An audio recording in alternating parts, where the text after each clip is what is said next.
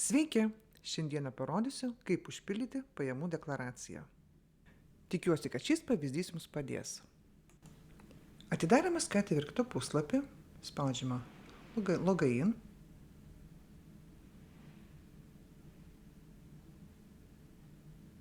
Inkomstdeklaration.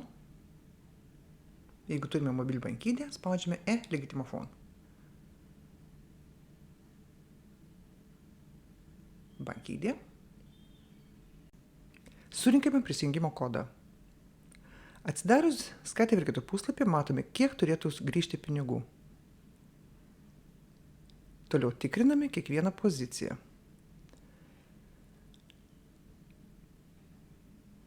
Čia matome, kiek gavome per metus atlyginimo prieš mokesčius. Toliau einame Endra, tai reiškia keisti. Mums reikia rašyti kelionės išlaidas. Pasirinkime 2,1 Resor till och från arbetet, Endra. Įrašome sumą, kurią buvome apskaičiavę prieš tai esančiame video. Tai buvo 25 410 kronų. Jeigu neapskaičiavom, pasinaudojom tą poziciją, spara. Paspaudėme start, matysime, kad suma yra padidėjusi. Toliau einame į bank konto. Jeigu deklaravot nors vienus metus, tai jinai išlieka automatiškai. Jeigu jos nėra, spaudžiame New Konto anmälan.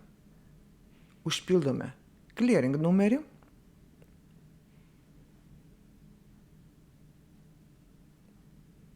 Paskui sąskaitos numerį.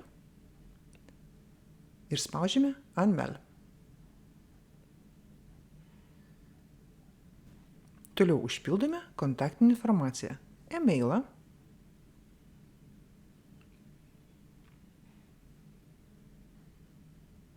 Ir telefono numerį.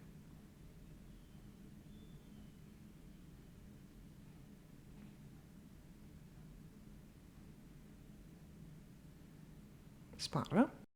Toliau spaudžiame Skicka in deklaration. Toliau patikrinu, jag har granskat. Pažymime čia.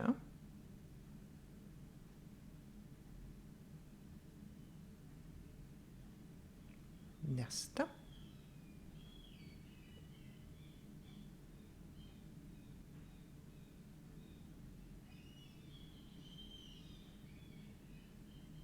Ir surinkime patvirtinimo kodą telefone.